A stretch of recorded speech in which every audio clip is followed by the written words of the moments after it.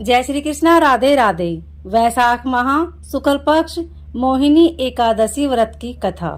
धर्मराज युधिष्ठिर कहने लगे कि हे कृष्ण, वैशाख मास की शुक्ल एकादशी का क्या नाम है तथा उसकी कथा क्या है, इस व्रत की विधि क्या है, सो सब विस्तार से कहिए।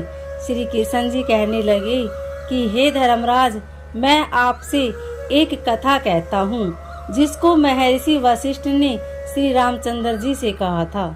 एक समय श्री रामचंद्र जी बोले, हे गुरुदेव, कोई ऐसा व्रत बतलाओ जिससे समस्त पाप और दुख नाश हो जाए। मैंने सीता जी के वियोग में बहुत से दुख भोगे हैं, अतः आप कोई व्रत बतलाइए। महर्षि वशिष्ठ बोले, हे राम, आपने बहुत सुंदर प्रश्न किया है।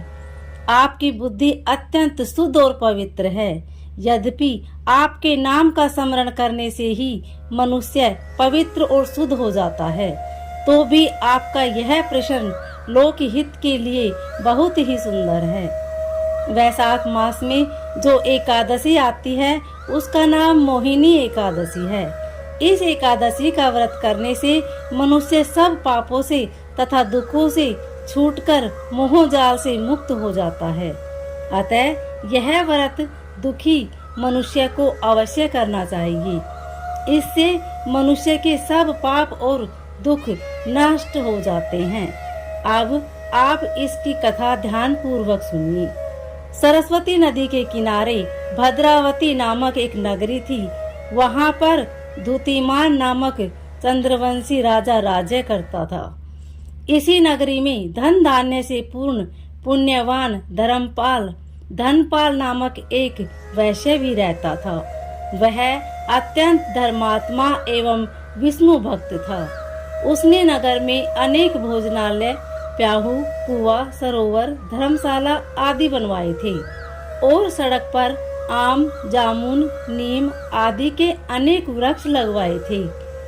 उस वैश्य के 5 पुत्र थे, सुमना, सद्बुद्धि, मेधावी, सुकृति और दृष्ट बुद्धि। इनमें से दृष्टि बुद्धि नाम वाला 5वां पुत्र महापापी था। वह पितृ आदि को नहीं मानता था।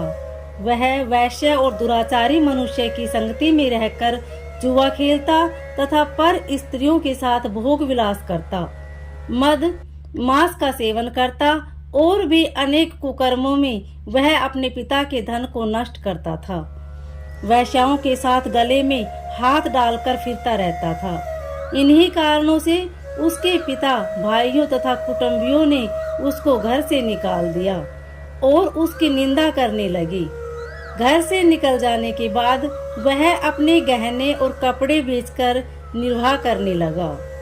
जब सब धन नष्ट हो गया तो वैश्या और दुष्ट संगी साथियों ने भी उसका साथ छोड़ दिया। अब वह भूख और प्यास से अत्यंत दुखी रहने लगा और कोई सहारा न देख वह चोरी करने लगा। एक बार वह पकड़ा गया, परंतु राज्य कर्मचारियों ने उसको वैश्य का पुत्र जानकर छोड़ दिया। मगर जब दूसरी बार वह फिर पकड़ा गया तो उसे उन्होंने राजा के सामने उपस्थित कर दिया। राजा ने उन्हें कारागार में बंद कर दिया।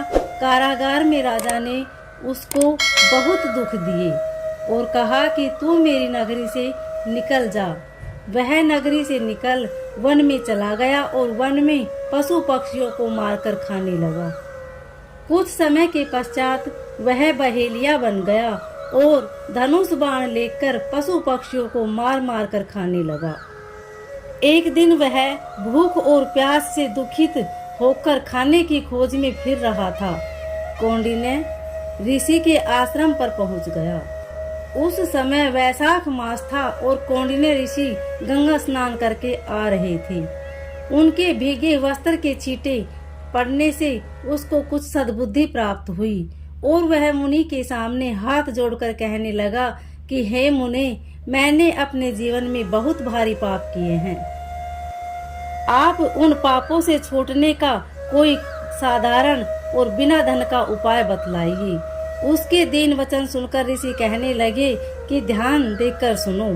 तुम वैशाख शुक्ल एकादशी का व्रत करो इस एकादशी का नाम मोहिनी है और इससे तेरे सब पाप नष्ट हो जाएंगी।